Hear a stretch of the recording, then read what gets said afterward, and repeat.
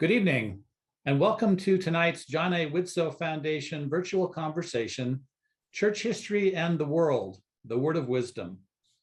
I'm Richard E. Turley Jr., your host for this evening, and I want to welcome our two guests, Kate Holbrook and Sam Brown, whom I have known for many years and will introduce more fully in a moment. Before doing that, I want to mention next month's Church History and the World conversation, which will focus on the subject of Latter-day Saint temple worship. It will take place on September the 12th, and once again, we will have two guests for that evening. One of those guests will be Richard E. Bennett, longtime professor of church history and doctrine at Brigham Young University, and the author of the book, Temples Rising, A Heritage of Sacrifice. Our other guest for that evening will be Jennifer Mackley, co-founder and executive director of the Wilford Woodruff Papers Foundation, and author of the book, Wilford Woodruff's Witness, The Development of Temple Doctrine. We anticipate another interesting conversation that evening, and we invite you to be with us for that occasion. I want to remind you that this evening's conversation, like all previous conversations, is being recorded, and that you can listen to it as well as previous conversations by signing on at the John A. Widtsoe Foundation website, www.widtsoefoundation.org.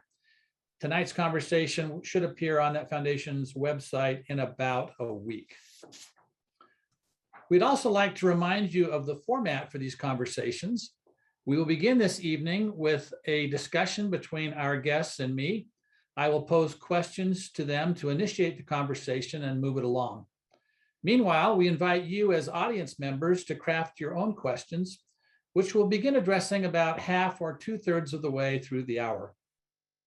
You should be able to submit your questions to us through whatever software program you're using to listen. Now let me introduce our guests for this evening. Sam Brown is a physician scientist whose scientific work is focused on the effect of life-threatening infections on the heart and blood vessels. Since the beginning of the COVID-19 pandemic, his entire research focus has been on the novel coronavirus, leading or helping to lead a dozen high-priority trials of potentially promising treatments for COVID-19.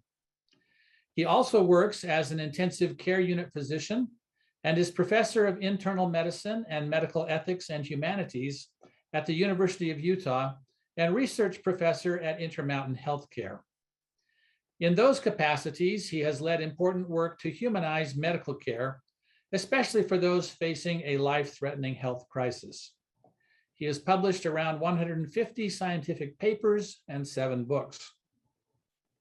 A lapsed atheist, Sam is a believing and practicing Latter-day Saint who rests from doing science and medicine by writing books and essays on religious history, theology, ethics, and culture. His most recent books include Joseph Smith's translation, The Words and Worlds of Early Mormonism, published by Oxford University Press in 2020, and Where the Soul Hungers, co-published by the Maxwell Institute and Deseret Book this year. He loves family, friends, his ward, and wild places. Kate Holbrook is a managing historian for the Church History Department of the Church of Jesus Christ of Latter-day Saints.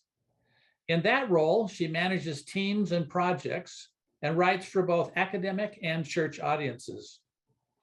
Her major research interests are the practice of everyday religion, including religious thinking about food and the ways women shape and interpret their faith. 2 weeks after graduating from college, she moved to Boston in search of adventure and found it in the shape of degrees from Harvard Divinity School and Boston University, lifelong friendships, and a marriage to Sam Brown, her fellow guest on tonight's program. Kate is a popular public speaker, presenting at diverse venues from large academic conferences to more intimate university and community groups to videos and podcasts.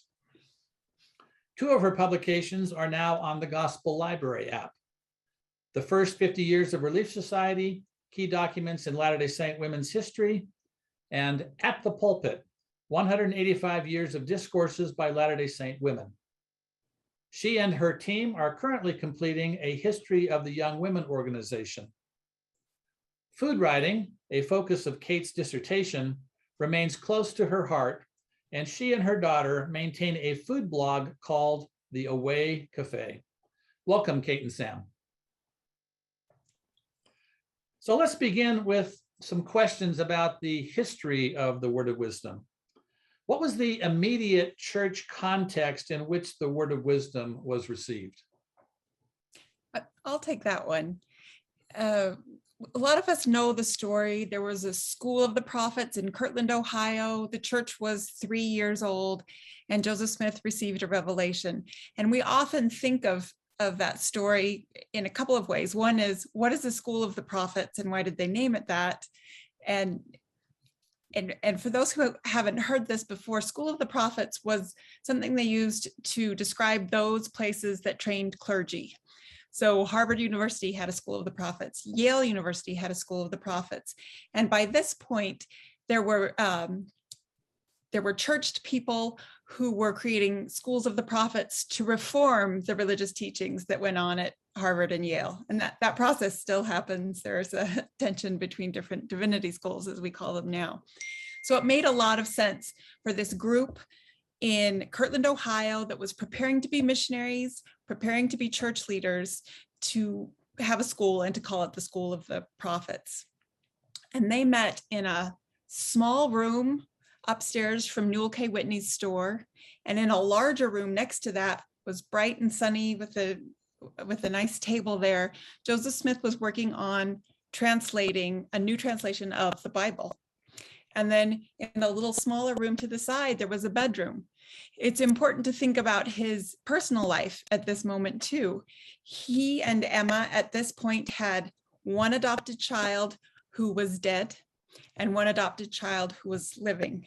And they had one child who had not survived past birth, and they had one child who had, Joseph III. And so I think with all that was going on in the air, they thought a lot about health and the body and how to maintain longevity at this point. So we're familiar with the story of Emma not enjoying scraping the tobacco off the floor of the School of the Prophets. And that certainly, I think, was an influence also at this time when this revelation was received. So let's talk about the culture of nutrition at the time. Did the Word of Wisdom in any way derive from nutrition beliefs? I'll take that one. It's an interesting period. I think we think of medicine as this mighty titan of society, culture, and science. But the reality is that for a long time, it was really a part of ways of thinking and practicing that we would now think of as lay or alien to good scientific thought, even though it was by the measures of the day quite scientific. So we're in a phase where that notion of the humors or humoral medicine is finally starting to wane in official circles, but has not entirely waned. And if we step back and instead of just making fun of Galen and the others that followed, and we say that they thought health was something about balance, it was something about the integration of a human being into world and cosmos, it was something about the dependence on soil and air and water that was experienced by humans in their health and the threats to health. I think we can acknowledge that humoral medicine, even though it ultimately ends up no longer being how we decide things, it made a certain amount of sense. And what you're seeing in the 19th century is this transition away from the standard humoral account that says it's your combination of bile and blood and phlegm that defines your overall state of health, to new ways of talking. And one of the main drivers that's going on in terms of how doctors are being trained to think about this is the rise of the Parisian or the Paris School of Medicine. And that tries to say, instead of figuring out medicine by looking at what Hippocrates or Galen or someone else wrote, why don't you go just look at lots of patients and try to categorize them and describe them? And you see this apparent move away from humoral medicine, but then when you sort of ask what it is they're substituting in its place, they're really talking about this notion of the nervous system and the close relationship between the stomach, the organs of digestion, and the nervous system, and an idea that people can get sick from an overstimulated or an understimulated nervous system. So the point is to find an appropriate balance in the experience of the brain and the nerves, and that balance is mediated by what you ingest. And so if you're honest, you're like, well, that sounds a lot like humoral medicine, but instead of talking about the balance of bile, you're talking about the state of stimulation. So I would say broadly that the context then within medicine is about the balance of stimulation and concerns about overstimulation. And we still have language like this. We still talk about people who work themselves to death, or we'll still talk about people who got a cold from being cold and then they died because there's something happens to the organism when you're cold. And honestly, as a physician scientist, when you read historians writing about medicine, a lot of them are really saying the same old thing. I'm probably going on at too great of length. There was also the botanical medical movement that was a little bit against the sources of power in Paris and in Philadelphia and increasingly in Boston, that tried to say, we can solve this our own by using these various herbs. But then when you ask them what they're trying to solve, they're again talking about these balances. So if what we're talking about is the component of the word of wisdom that seems to be interested in and worried about managing the balance of over and under stimulation in the interest of helping facilitate health and flourishing, then I think it would have made good sense to many of the people that were listening. And there's an old essay by Lester Bush back in like 1980 or so that's, it's pretty dated now, but the basic argument that he's making is reasonably intact, that many of the people who would have encountered the Word of Wisdom text, if they were thinking about it as primarily a health code, which I think it's worth having an asterisk about whether it's primarily a physical health code, they would have said, oh, this makes reasonable medical sense to us. Whether that means that the entire Word of Wisdom is somehow a Pinterest page from Joseph Smith that's just a pastiche of other people's ideas, I think that would be pretty clearly a caricature of what's actually going on. So too long didn't read. In conversation with contemporary and historic traditions about stimulation in the nervous system, but doing a lot more than just parroting conventional medical wisdom. Back to you, Rick.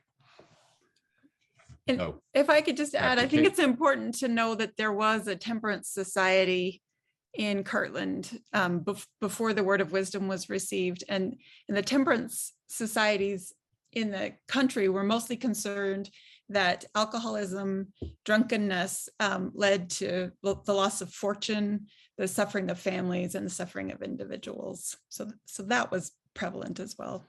And Kate cued a memory, because I'm losing my memory because whatever the pandemic. The other thing about the School of the Prophets, remember, this is the Latter-day Saint seminary that's meant to take on, like Kate said, the grand seminaries of Yale or Harvard or Princeton.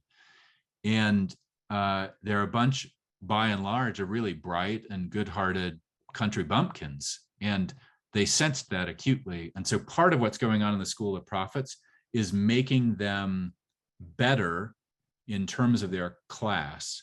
And there's definitely a sense in which alcohol and tobacco, especially spitting tobacco, are markers of low class. So I think another cultural context that may be relevant is them trying to build a ministerial body that can stand toe to toe with the great ministers of the world. Thank you for providing us a cultural context on the Word of Wisdom.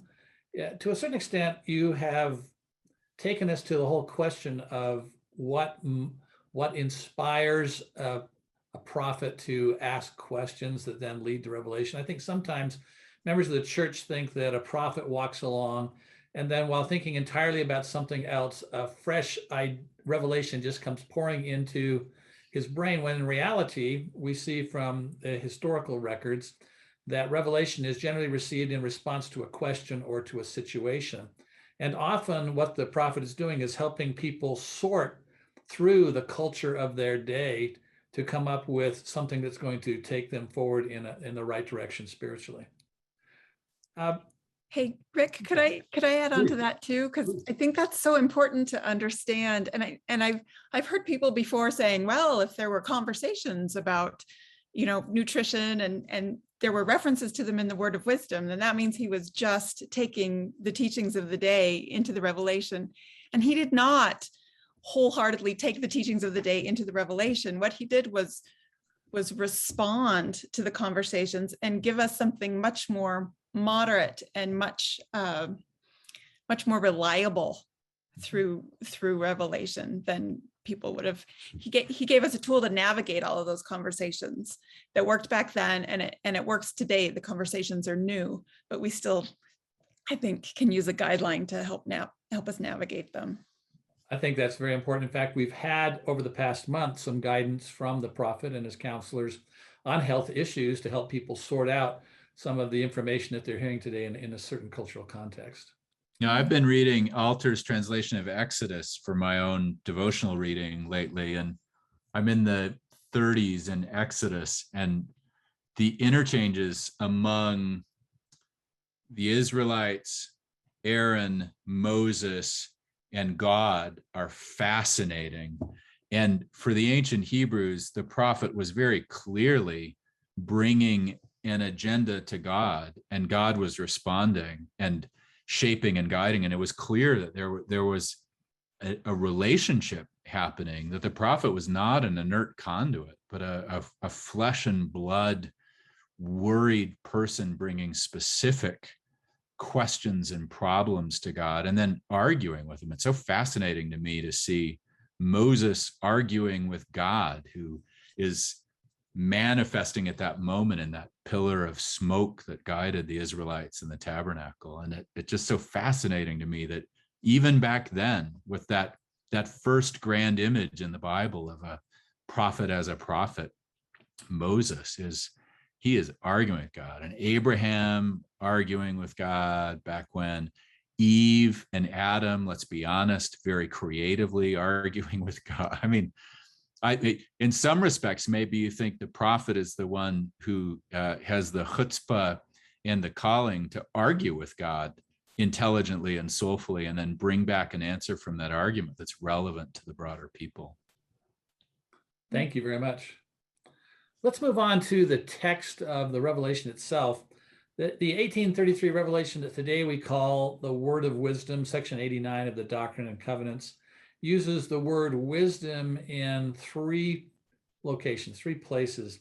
Why emphasize wisdom during a discussion of diet and other health aspects? I'm glad you asked this, because I think it really enriches the way we think about what we call the word of wisdom.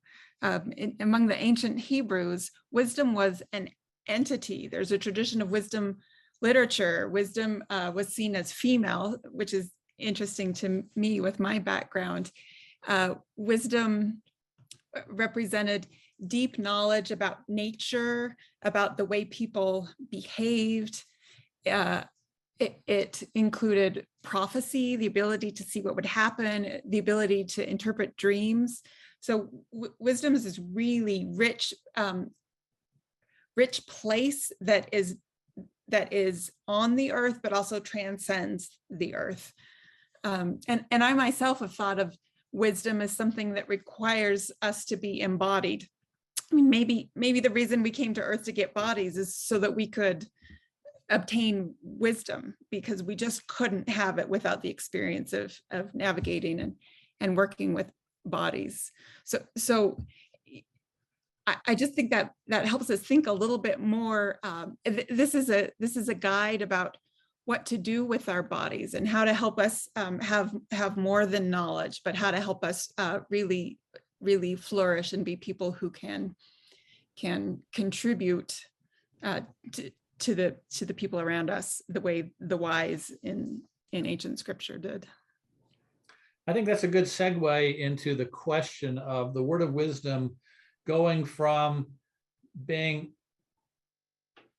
something that was wise for people to do to being a commandment and today a requirement for entering the temple and being considered in good standing as a devout Latter-day Saint. You want to talk about that for a moment? Yeah, maybe I'll just kind of quickly take us through, and people really interested in this might want to read Tom Alexander's old paper. Now I'm forgetting what Mormonism in Transition was the book, but the paper before. But the paper was Word of Wisdom from Something to Requirement. But it's terrific, and it takes you through primary sources and really marks what was happening in the development of Word of Wisdom adherence. For our purposes, when it was received in Kirtland, people took it very seriously, and they observed it in ways that we don't think of now. Like it says that alcohol is not for consumption, but for the bathing of the body, and for preparing for some Kirtland Temple rituals. They would use cinnamon infused whiskey to put on their skin to prepare them for the spiritual rituals. So they observed it differently than we do now, but many of them took it seriously and immediately stopped drinking coffee and tea and stopped drinking alcohol. But then within the year, they were already experiencing persecution in Kirtland, some violence. And then there were so many dislocations and so much persecution that I think people just didn't spend that much time on it, thinking about it after that. And by the time the saints were in Utah, they really looked at the Word of Wisdom as a suggestion, a good idea, but not something that you had to do. And regarding alcohol, they thought, well, drunkenness is against the Word of Wisdom, or really, really alcoholic beer isn't against the Word of Wisdom. But others would be. So there was a diversity of opinion. Lorenzo Snow, Elizar Snow's brother, always thought we should be vegetarian because of the lines about meat in the Word of Wisdom. And so there was some disagreement about how to observe it. And Brigham Young himself, it took him a long time to give up the tobacco habit. He did that towards the end of his life. When Joseph F. Smith became president of the church he didn't become president of the church in 1905, but he was president of the church. And in 1905, stake presidents under his direction started trying to just encourage people more. They found this relaxed attitude we've taken may be compassionate. It may make it so that somebody with an addiction doesn't feel shamed or isn't forced to give up that addiction. But then because it wasn't strongly enforced, few people took it really seriously. So then they asked stake presidents to talk with people at temple interviews, for example, and say, temple recommend interviews, and say, please do this. And they encouraged them to follow it. But still, people as a whole didn't really follow it. So and Heber J. Grant became president of the church in 1918. In 1921, he said, this is required to go to the temple, and I mean it. People still didn't take it. People still were showing up to the temple, smelling of smoke. And so in 1933, they put it in the handbook of instructions. And since then, we've been more serious about it. But even that was a process. My own great grandma, who was very devout and devoted to the church, drank tea with her meals. An acquaintance of mine who's in his 60s, he remembers his cousin writing a letter home from the MTC, shocked because they didn't serve iced tea there. So it has been a slow, it was slow and it took 100 years. For 100 years, it was particularly slow. And then for the next 100 years, we've come to a consensus about what it means. Thank you. Nice summary. As I've thought about these changes over the decades, I've often thought to myself how grateful I am that I live in an age where I don't have to worry about tobacco addiction or alcoholic addiction. We live in an age where we're spared a lot of grief. Reading historical sources, I've seen lots of instances of people in the past who had real problems with alcoholism, or in my own family, I saw a family member die of tobacco use and so forth, things that could have been avoided. So I'm grateful that we live in an age when, if we follow the direction we're being given, we can avoid those types of challenges. Let's get to that question that you brought Rick, up. quickly, Yes. I think this is relevant to the question of the global church, because Yes. what you notice when you leave the United States and Western Europe is that the tobacco companies still have relatively unfettered access to population. So when we lived in Russia, it was just phenomenal how much authority and status the government gave to the tobacco companies, because the tobacco companies would bribe a provincial governor and then there'd be advertisement encouraging people to smoke cigarettes. So I think one of the ways that we as Latter-day Saints can be of use to our sisters and brothers across the world is the use of the word of wisdom as an extra bulwark against the encroachments of particularly big tobacco, but also I think big alcohol across the world. Sorry, back to you. I think that's an excellent point. Again, here in the John A. Widtsoe Foundation conversations, we like to talk about the global impact. I can remember working in Japan in the late 1970s and early 1980s and going into my classrooms and having the students there light up and the rooms fill with smoke. I was just a guest for them, so I couldn't dictate that they not do that. But then they were going on from there to drink all night, and I worried about their health, and frankly, the consequences for me long term of being in a smoke-filled room and having that secondhand smoke. So I agree with you that the Latter-day Saints can be a beacon to others around the world and helping to rid it of these health difficulties that are preventable. Kate, you brought up something about coffee and tea and how those died. We sometimes hear people today say, well, what's wrong with coffee? What's wrong with tea? Do you want to address that? Yeah, do you want to start us off on this one? Yeah, some buddies of ours actually joined the church recently, and for them, one of the hardest things to grapple with was the coffee, and not because they were addicted to coffee, but because it didn't make any sense. Alcohol, yeah. Tobacco, yeah. Coffee? Like, we're not abusing it. Why would you worry about coffee? And my answer to them, which is really my answer to myself, is that the word of wisdom is not just a law of health. That's the language that's used in the New Era in a recent statement, on the official webpage of the church, that it's a law of health. That's true. But I wonder whether we could sneak in an adjective, communal, a law of communal health, because I think that's absolutely central to what the word of wisdom is. For me, the question of coffee is a question of sharing with a community in the way that the ancient Hebrews did, and that many of our sisters and brothers in Judaism, particularly in conservative or Orthodox Judaism, do through kosher. That you abstain from coffee and tea as a gift you give to the community that says, I am willing to give up even something I like that's not obviously toxic as a part of our shared community. And if coffee were somehow, if there were a new announcement that coffee is no longer against the word of wisdom, I would drink coffee. I think that would be fine. Maybe a cup a couple times a week kind of a thing.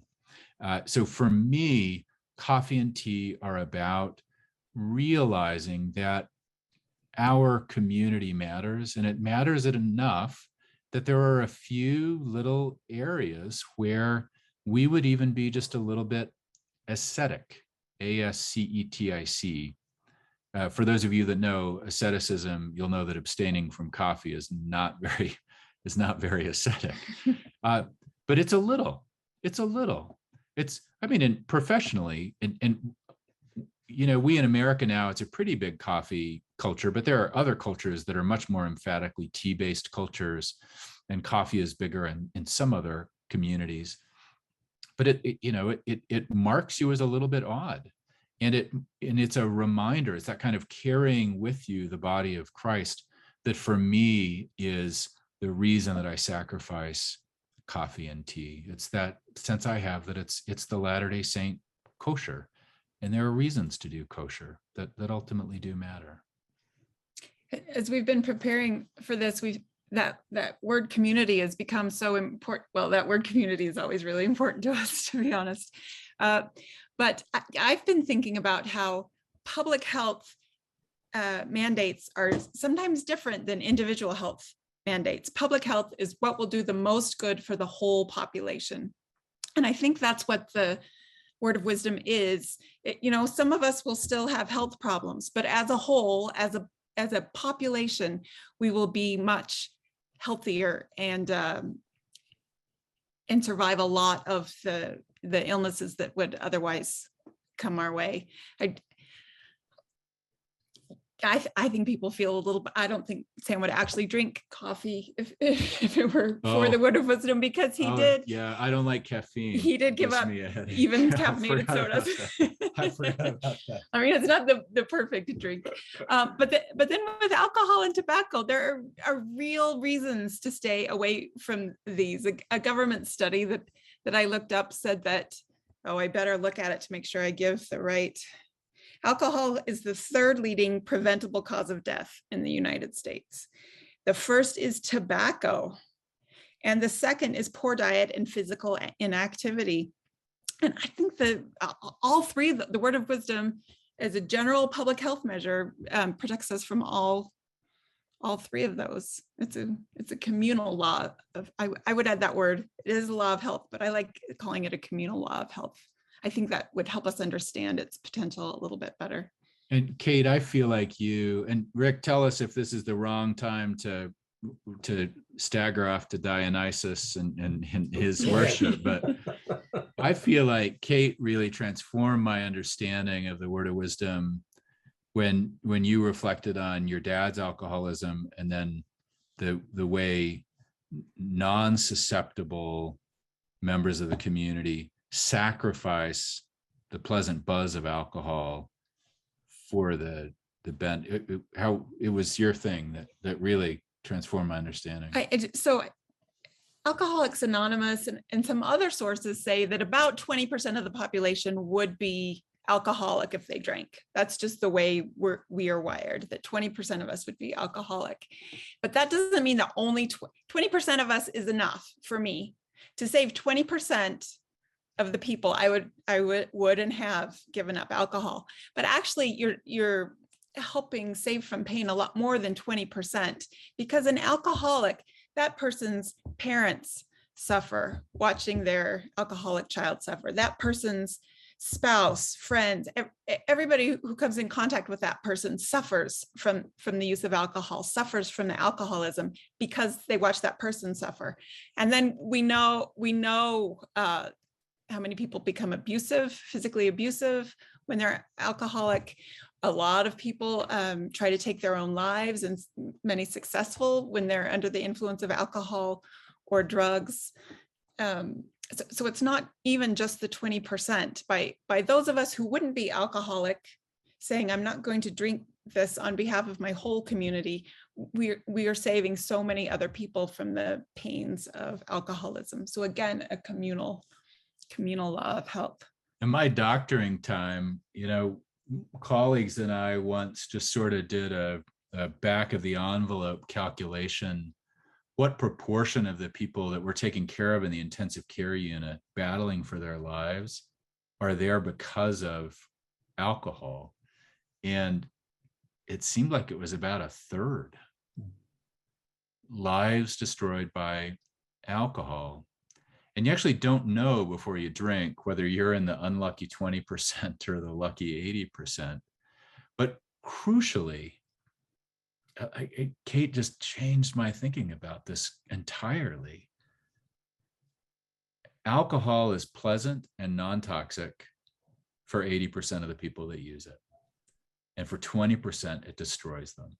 So we, just like this stuff we're struggling through with COVID right now, we by abstaining, create a wall of defense around the vulnerable among us.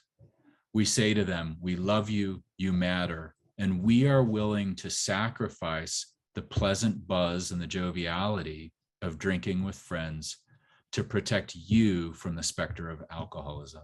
And that for me is such a transformative sense of what the word of wisdom can do as a communal law of health, or a law of communal health. And that ties back to the line near the top of the Revelation. It's for the weakest of the saints. I think that's one sense in which it's for the weakest of the saints. So we all sort of join hands together in order to protect the weakest among us. I think that's a very noble reason for doing that. In the word of wisdom, you referred to this earlier. There is the line about evils and designs in the hearts of conspiring men. Do you want to elaborate more on that before we get to our questions from our audience? Yeah, back before the revelation was given, there was a missionary who, it was sort of like a Salem witch hunt experience. They fed him poison and said, if your church is true, then you won't die, and he died. So I think that was probably in their minds at the time, is this those conspiring men killed this man. When I think about that line in relation to today, my mind sort of explodes with all of the ways that this resonates. I think about all of those people who are either drunk or high, in some way intoxicated, who become accessory to crime, because they didn't plan it, but then they end up in jail for having been a part of it, and they end up guilty. I mean, they do something that they wish they hadn't done, and alcohol plays a role there. 75% of, this is another government study, 75% of the perpetrators of rape are drunk when they commit the rape. And 50% of their victims are drunk. It's not the victim's fault, but alcohol has made them more vulnerable. And frequently the perpetrator will intentionally try to get them drunk, or we know about those little pills they'll slip in drinks at parties, because it's so much easier to victimize someone when their defenses are down. So I think about those evils, conspiring forces. I also think, as Sam does, about big tobacco and big alcohol, and how much profit is behind these practices that end up really wounding us.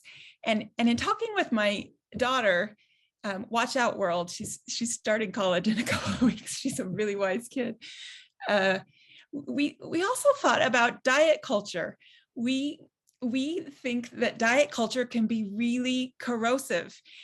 I know as a woman how many other women for generations now have spent an inordinate amount of time torturing themselves about the shape of their bodies, about what they eat, about how some goods are bad and some foods are evil. And then if you eat the bad food, then you're bad. All of these things that we have learned from diet culture, I think the word of wisdom is a safeguard against those. This daughter and I love the I'm forgetting the name of the intuitive eating. Intuitive eating, and there's this dietitian Abby Sharp we watch on YouTube about this intuitive eating, but it's very much about, you don't say food is bad, you listen to your body and you celebrate food. And I see lines in the word of wisdom that really, the word of wisdom presents food as abundance, as God-given. He wants us to explore all of it and taste all of it and enjoy all of it. We're supposed to receive it with thanksgiving. And I think those, being thankful for your food and stopping to think about how delicious it is, and thinking about how it feels in your body, and that can help you from kind of be guided to eat things that your body wants. I think the lines in the word of wisdom can really also help us against those designing men who have created, and women of course, who have created diet culture that truly torments a lot of people. Thank you very much. We need to turn to some questions from our audience here. The first one we have is, can you give us any historical background regarding the designation of tea and coffee as part of the word of wisdom? What prompted that, And when did that start being a part of worthy membership in the church? From the beginning, they considered tea and coffee as the hot drinks that had been mentioned in the Revelation, and so they just stuck with that understanding. It does seem like in the Utah period, coffee was something that was pulling a lot of money out of the Utah economy. And so my memory is under Brigham Young, in the 1860s or so, that there was a push to resist coffee, not just for a word of wisdom, but also to avoid sending all of the capital out of the Utah community to import the coffee.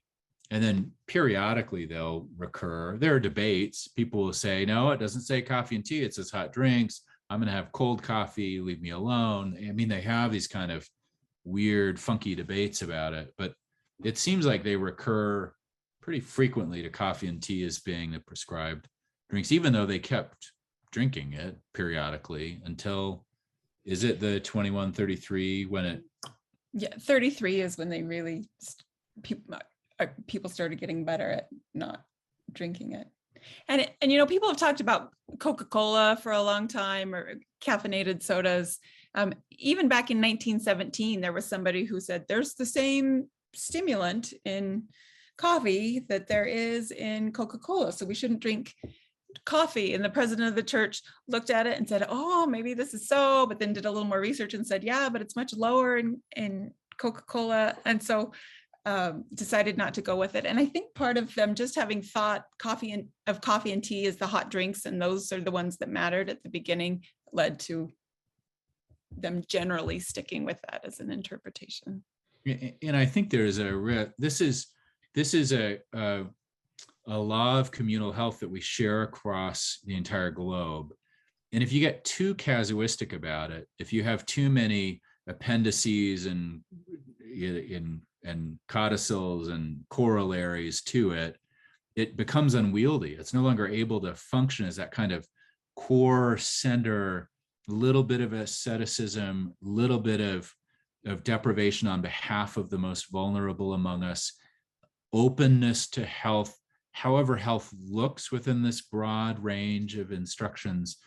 I think we want to be careful, even if we think that Diet Coke is a bad idea and we ought not to do it. You don't want to get the word of wisdom so overburdened with all the little tiny extra details that it's not able to have that shared way. One of our daughters said that she liked that it left open the range of positive health behaviors. A few bad things thrown out, some general contours, eat fruits and vegetables, eat seasons, don't eat too much meat, and then go at it. Create as a community this rich diversity of options for positive health. There are so many ways to be healthy. She said that she wanted people to have agency in the way they went about it. Thank you. Next question is, were the teachings of Sylvester Graham influential in Ohio by 1833? Yeah, there's a great old book that I think is still worth the read by a guy named Abzug called Cosmos Crumbling that will give you that whole story. It's hard to trace individual books or people right down across a culture when they're all participating in a broader cultural movement. So I have not seen early 1830s Ohio relevant to Latter-day Saints invocations of Sylvester Graham or Grahamism as the source of it, of this thinking. It's also true that there were multiple people who were really worried, again, about overstimulation of the human body. So even if Graham himself is not reaching that community in Kirtland as Graham, these broader movements around the danger of overstimulation are almost certainly relevant cultural context. And the graham cracker is intended as a cure for alcoholism and wanting too much sex. So be careful with s'mores. And I will say that the recipe for today's graham cracker is vastly different Yes. from the recipe. Yeah, no. Graham would be horrified that his crackers that are meant to be these awful tasting, totally self-depriving, the barely edible morsels of gluten had become basically candy. That's a good point, Rick. We've answered the next question, which is about the sort of the background of the evils and designs. Let's go to the question that says, since Kate does women's history, other than Emma's personal experience at the time of its reception, did the word of wisdom affect women differently than men? All I can do is guess, and my guess is yes, because I know even reading statistics of how many men are active drinkers today than how many women are. Men are always are drinking more. There are more male alcoholics, so I imagine women found at least the drinking as a population, that women found the drinking and tobacco a little, at least they participated in it a little less than the men did. But if I'm thinking about how it impacted women in their daily lives, giving them this safeguard against abusive, drunken husbands is a big deal. I always think about Brigham Young's, two of his granddaughters married two brothers who were alcoholics and physically abusive, and they were granddaughters. He was close. He knew them well, and I think these church leaders that were trying to get us to tend more to the word of wisdom, they had personal experience with what happens when people were neglecting it. I feel like we saw that in Russia, and you saw that a lot on your mission, that conversion, if you could get I was going to use a boy B word, but if you could get the poor schmuck to join the church and quit the alcohol, it transformed the life of the woman who was otherwise the alcoholism, again, was this albatross around the neck of the woman who loved this man. Yeah. I remember conducting interviews as I've traveled around the world with women who basically told that story. They said, before our family joined the church, my husband would come home each evening and I'd scream to the children to run from the house and hide, and I would stay there and take the brunt of his anger because of his alcoholism. And then when we all joined the church and gave up alcohol, it transformed our entire family life for not only my husband, but for me and for all of our children. So I think that that validates what you said earlier. Yeah.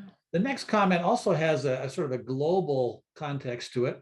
Could you comment on the use of the non-specific term hot drinks? Hot means one thing in Western culture, but it means something else to herbalists. And I think this is one of those places where, for the whole history of the word of wisdom, we have relied on prophets to guide us to interpret how to live it.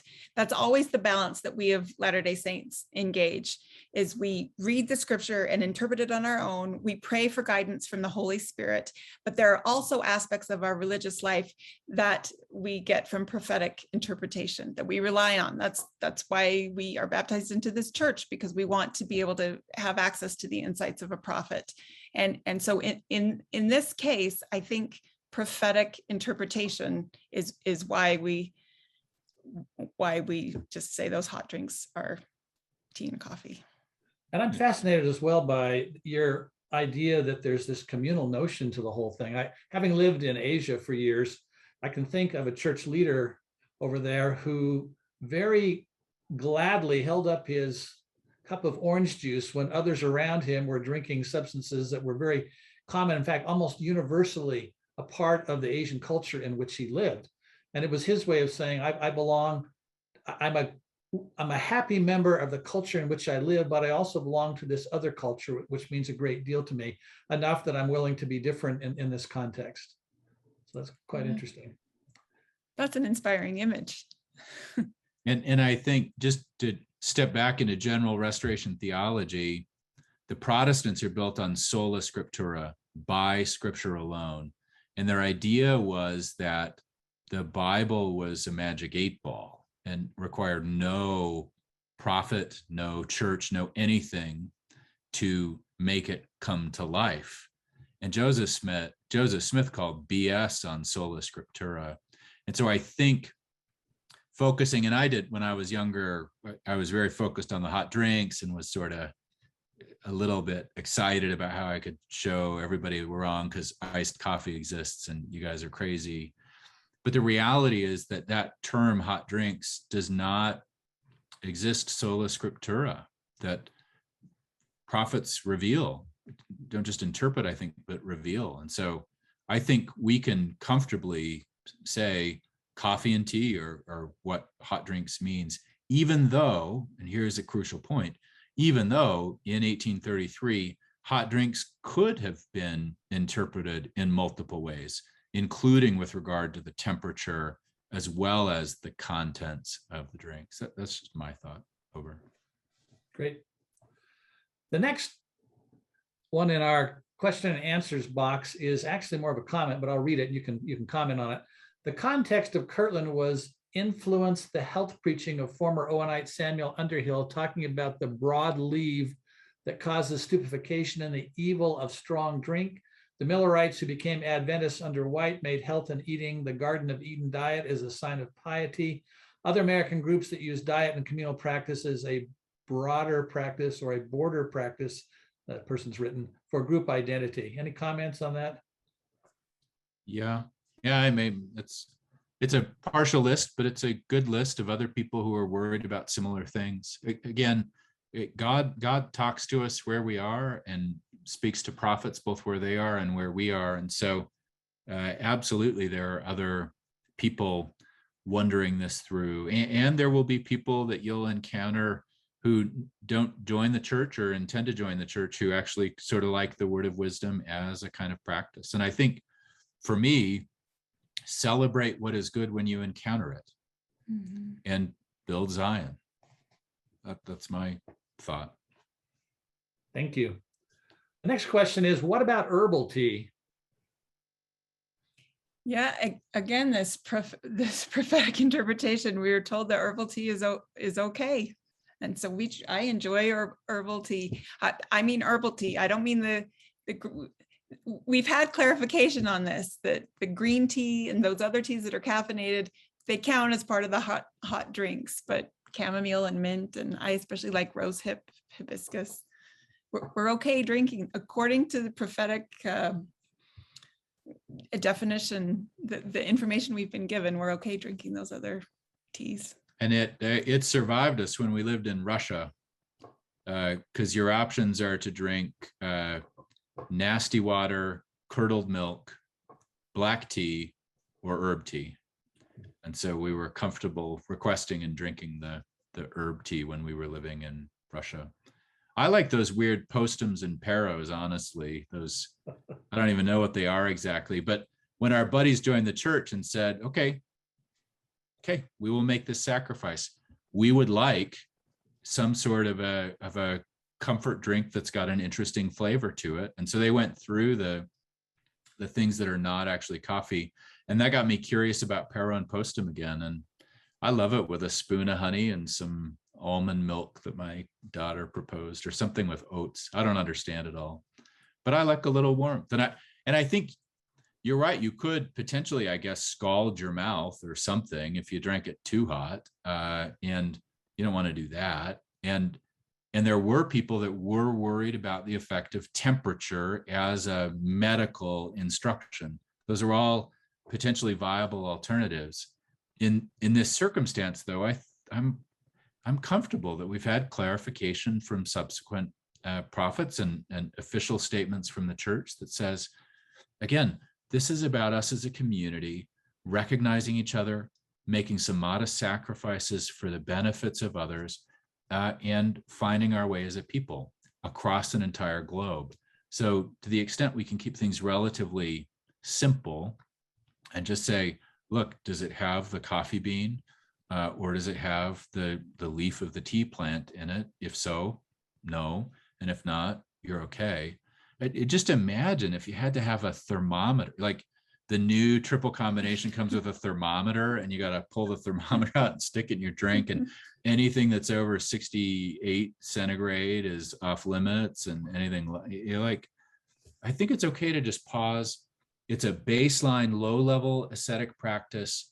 It's a way to help protect our community. In the case of tobacco, there's no valid reason to smoke tobacco, but that's what it does. And it brings us together across an entire globe. And I think it's best not to, again, get too casuistic about the precise details of each little thing that ought to be in or out, and just stick with the coffee, tea, alcohol, tobacco, drugs, and then try to enjoy what you eat and honor the food that comes in. Thank you. As usual, we're running out of time fast and we're running out of questions. I'm going to read the next two questions. The first one's textual. Is there evidence of early reordering of verses in the section 89 text? Seems like verse 8 and 9 should trade places. Any comments on that? Only that I haven't looked into it. So I would recommend you look up on the Joseph Smith Papers website, because there you'll see the Word of Wisdom in some original handwriting by somebody who'd heard it and then written down what he heard after Joseph Smith read it. And they'll take you through that history of changes that were made. Excellent. And the final question that I'm going to read from our audience this evening, I want to sort of be an opportunity for the two of you to speak to why you think the Word of Wisdom matters as sort of our final comments. The question is this: what is your perspective on the promises found in verses 18 to 21, both from a medical and a historical point of view? We'll have you each comment on that, and then I'll wrap us up. Do you want to go first? Or? Sure. For me, what the Word of Wisdom signifies medically is that I have a tender place in my heart for the alcoholic and want to look out for them. I got no interest in tobacco, and I will sacrifice for my community the pleasures of coffee and tea. Medically, the data are overwhelmingly against tobacco. The data on alcohol are complicated, but there's no doubt in any medical literature that for a person who is alcoholism susceptible, alcohol is a terrible health crisis. So just remember, all that argument about, do you drink red wine, do you not drink red wine, blah, blah, blah, blah, blah, blah. There's no compelling evidence of a strong positive health effect. You're not denying yourself of some needed medicine by obeying the Word of Wisdom. And crucially, you're looking out for the vulnerable. But I think there's data. It's okay. I reviewed the data. It was even, one of the papers was published in the New England Journal of Medicine back in the late 70s, early 80s. There's pretty good data that being a practicing Latter-day Saint confers health benefits. And it's likely that at least some of the health benefit derived from being an active Latter-day Saint comes from the Word of Wisdom. I happen to think that it also comes from the community that exists within the church. But for me, medically, I think you are sacrificing no meaningful health benefit by abiding by the Word of Wisdom, and you're looking out for vulnerable people. And for me, spiritually, I think what Kate said about the cinnamon infused whiskey, what I don't think we recognize is the School of the Prophets was the nucleus for the Kirtland Endowment. B, the washings and anointings, the initiatory rituals that we now participate in the temple are tied to the Word of Wisdom by not just the 1933 explicit connection, but by that reference to alcohol as something that cleans you. And you clean your body, so to speak, to transform your spirit within the temple. So for me, the participation in temple and in temple community is right there from the beginning of the Word of Wisdom, and is a sacred blessing to me from that.